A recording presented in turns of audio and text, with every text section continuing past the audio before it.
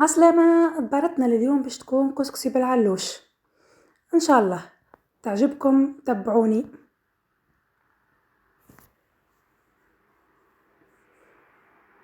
اول حاجة نحطو طنجرتنا على الغاز، نصبو عليها الزيت، نخلوه يسخن شوية ومن بعد نرمو فيه قرينات فلفل، نخلوهم يتقلو وهكاكا باش يعطونا يسيبونا نكهة باهية للكسكسي.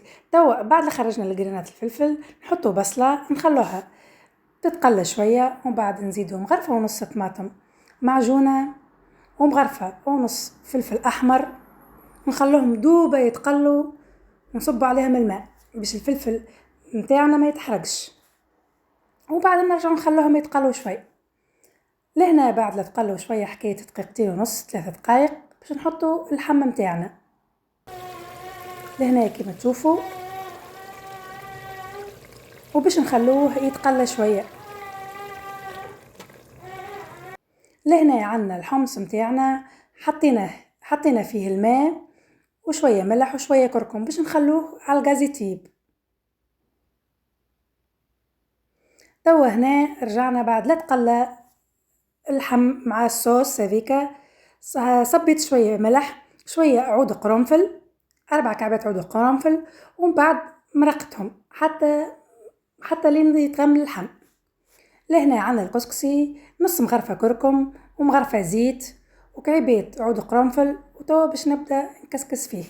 عندنا كسكسي عولة. لهنا بعد لا كسكستو كما تشوفوا حطيته على الكسكاس وباش يفور. لهنا بعد لا فور باش نعاود نسقيه بالماء ونخليه لين يشيح وبعد نحطه يعاود يفور. لهنا الكسكسي حطيناه يفور. كسكسينا لهنا كما تشوفوا حضر، كما تشوفوا ما شاء الله الصوص متاعنا. ولهنا باش نخلطوا الكسكسي نصبوا الصوص ونحركوا بشوية بشوية. لهنا بعد لا صبينا الصوص باش نخلوه حكاية يدريج يشرب صوصه في عقله ومن بعد نرجعوا له. لهنا الحمص متاعنا طاب، حطينا معاه طريف زبيب نفخته في الماء المرلول المسخون ومن بعد كتاب الحمص خلطتهم مع بعضهم وزدتهم شوية سقاء كما تشوفوا. لهنا توا كسكسينا حضر وباش نزينوا الصحن حطينا اللحم وشوية حمص وشوية زبيب واكل قرين الفلفل هذاك اللي قليناه المرة الأولى. كما تشوفوا ما شاء الله وصفتنا لليوم ودبارتنا ما شاء الله ريحة تهبل. إن شاء الله وصفتنا عجبتكم وإن شاء الله في وصفات قادمة.